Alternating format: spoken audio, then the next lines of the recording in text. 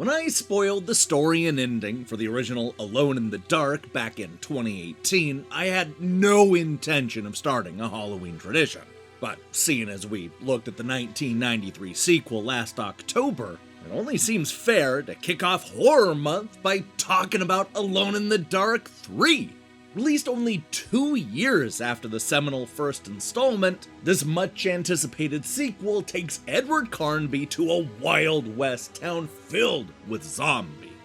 Can he survive the horrors one more time? Or will this be the end for one of video gaming's most famous private investigators? Turn back now if you don't want to know what happens next, because today we're going to spoil the story and ending for Alone in the Dark on PC. This is Game Over, the early years.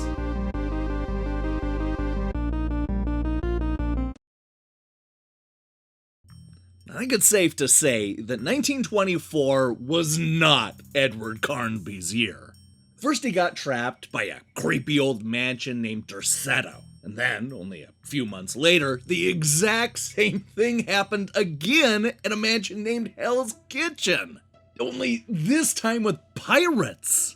Now it's 1925, and Carnby not only has a new outlook on life, but also a new voice actor who I don't like very much.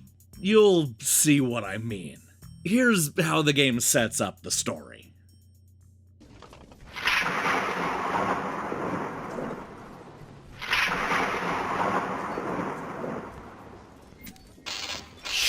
That rat of a landlord has cut the picture again.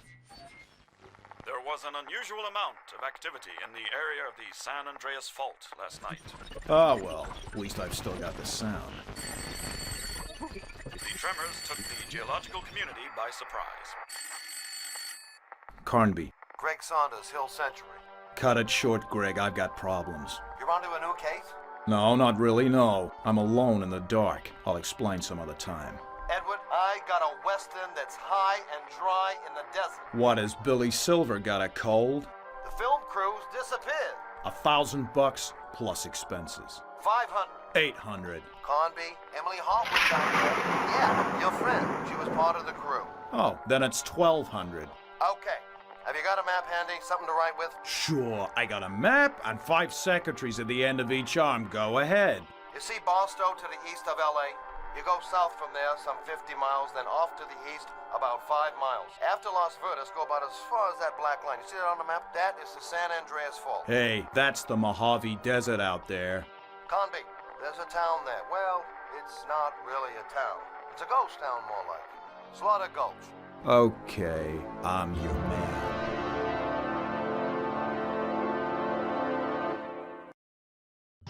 So, Carnby's new case takes him to Slaughter Gulch, a ghost town in the middle of the Mojave Desert with a not-so-welcoming name.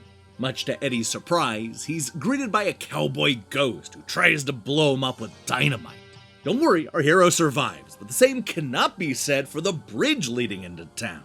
With no way to escape, I guess that means that Carnby needs to start his investigation and solve yet another supernatural case.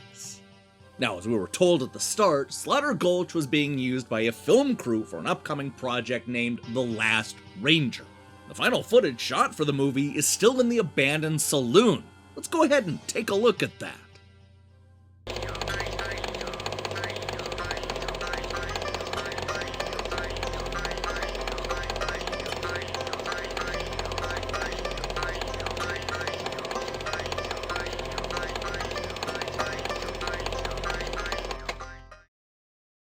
Now, Carnby immediately knows the ghosts are involved, not just because one of them tried to kill him on his way into town, but also the fact that movie special effects weren't very good in 1925.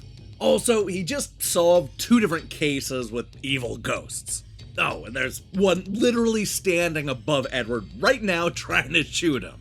Clearly, he's the right man for this job.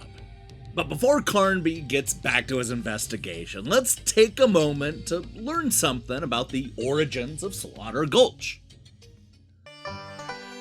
Jedstone came to the field of braves, buried his hands in Mojave graves, he found himself a golden bird. And soon the wind done spread the word. Prospectors came from miles around. 11 days they dug the ground. But there was evil in that mud, and Slaughter Gulch was born in blood. The whiskey seller, he came too, and hid his liquor out of view.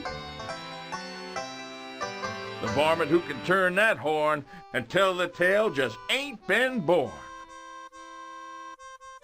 11 days and nights did pass, and Sheriff Dawson came at last. He swore his band of lawless men would follow Stone until the end. Yeah, you should probably remember that name Jed Stone, because it's definitely going to come up later. But for now, Edward is searching the ghost town for clues of the whereabouts of the film crew.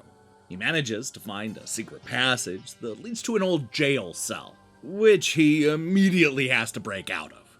As well as searching the police station, where he finds his first major clue, a series of wanted posters hinting at some of the ghastly figures he'll need to deal with during his time in Slaughter Gulch, including one for Duke and John Elwood, who are the most notorious sibling killers around these parts. We'll figure out why these outlaws are important in a bit. But first, Carnby needs to get back to investigating the haunted town. This involves blowing up parts of the fort and literally jumping through a window to get into the hotel.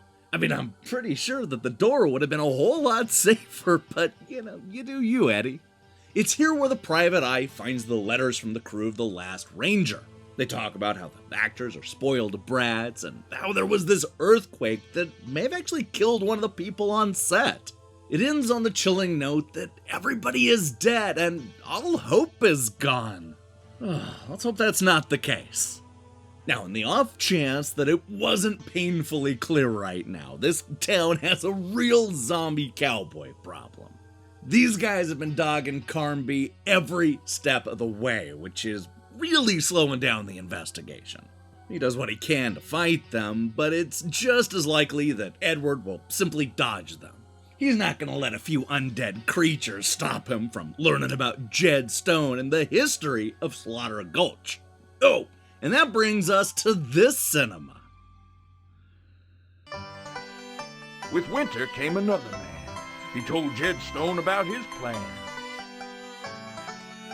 Your mountain does a treasure hold, greater far than yellow gold.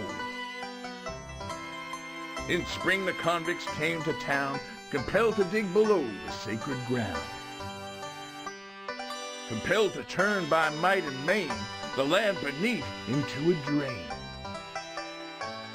Jed Stone's next consideration was to build a railroad station. And while his men toiled underground, the iron horse pulled into town. The company must realize that Slaughter Gulch is paradise. So Jed Stone built a water tank and rode that train to the rich man's bank. By the way, before you ask, yes, I did consider describing the story in rhyming couplets. Anyway, this takes Edward underground, where he makes quite the discovery. The floor is lava. And no, I don't mean like the Netflix show, but like real, actual lava. Ooh, he definitely doesn't want to misjudge a jump right now. Alright, so Carnby makes it to the other side, where he finds an elevator that takes him up to a familiar sight. That's right, a haunted mansion. This place is filled with not only zombie cowboys, but also books.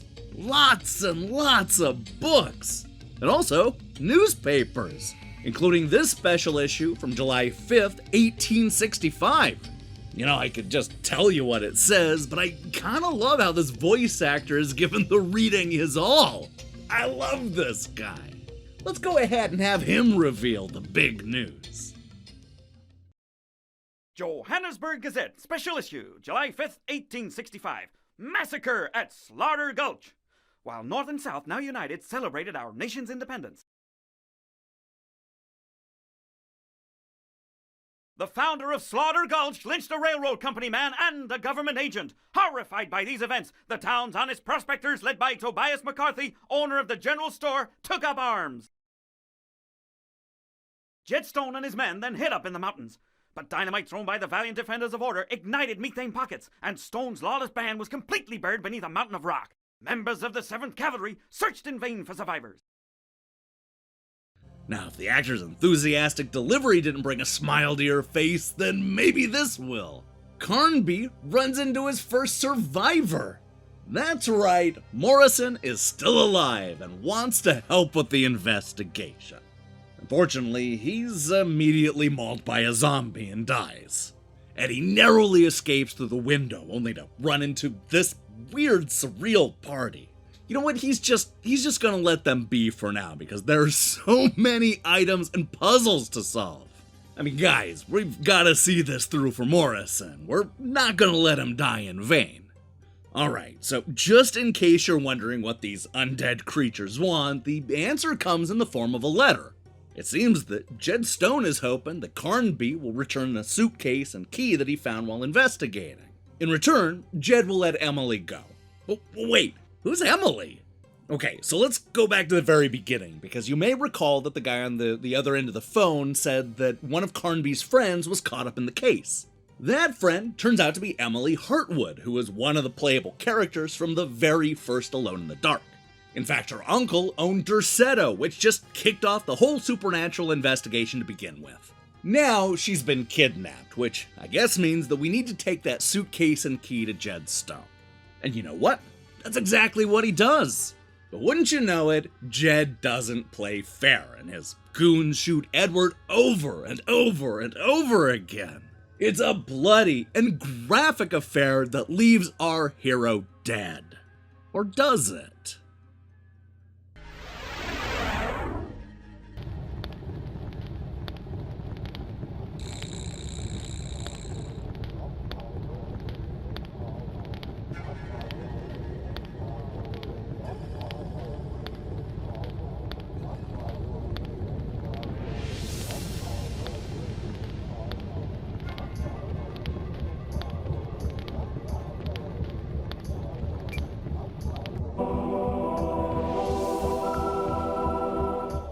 This amulet brought you back from the land of the dead, Wazigun. But there is a task you must accomplish before you can attain human form. Give back to the earth the eagle that was stolen, or else at the hour of the wolf, Slaughter Gulch will live again, and the world will die. Hurry. When the embers are no longer red, your soul will forever leave this world. Alright, so now he's a big cat. This gives Carnby a chance to explore the zombie-filled ghost town like never before, which mostly just means picking up the right item and then bringing it back. This leads to one of the game's best moments, as Edward quite literally bursts out of his own grave, scaring the ghouls half to death. And as a quick aside, I just want to point out that I like that Jed's gang gave him a proper burial and cross. It even has his name, which is something they didn't have to do. Also, I forgot to mention that Carnby merges with his ghost double to become a real cowboy. Don't ask, just go with it. Okay, so given what just happened, I think it's fair to say that Carnby is dying to know what Jed is up to. The good news is that we find out in the library. The bad news is that Stone and his gang are trying to trigger an earthquake along the San Andreas Fault that'll split the country in two. And how exactly does he plan on doing that, you may wonder? Well, he has a whole setup in the underground mines. All he needs to do is drain Emily's blood into the skull design. Luckily, Edward saves Emily, but she's in bad shape. While she crawls along the floor, Carnby discovers that Jed probably set his orphanage on fire, killing a whole bunch of innocent kids. Oh, also, he nearly gets impaled by this wall of spikes, but Emily has enough energy to help him escape. We're now to the point of the story where all Carnby has to do is avoid the Elwood brothers, cut the power, fight off the heavily armored Jed, trigger this totem pole, and then run back to the train and escape with Emily. Ooh, Against all odds, he manages to make it out safely, and this is what happens next.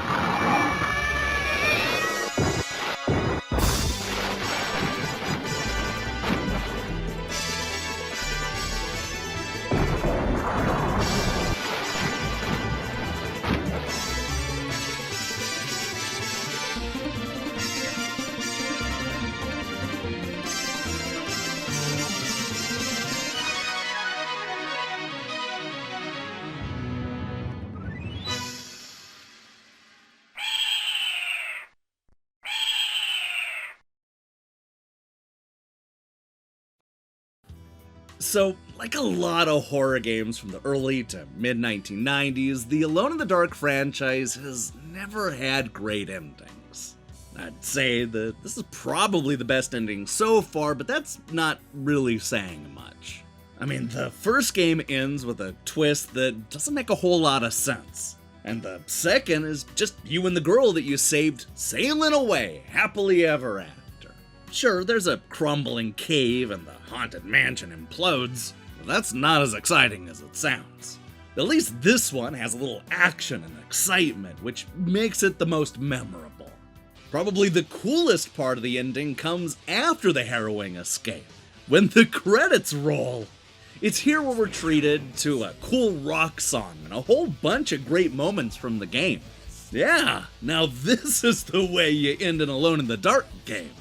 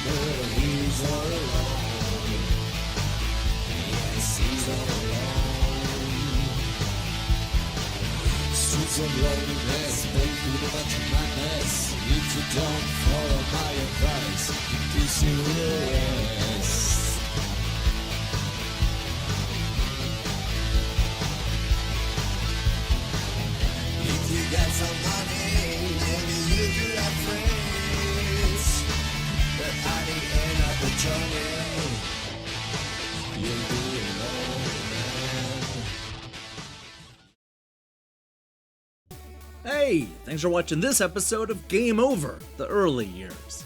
If you liked what you saw here, then you should know that we post new episodes almost every Monday.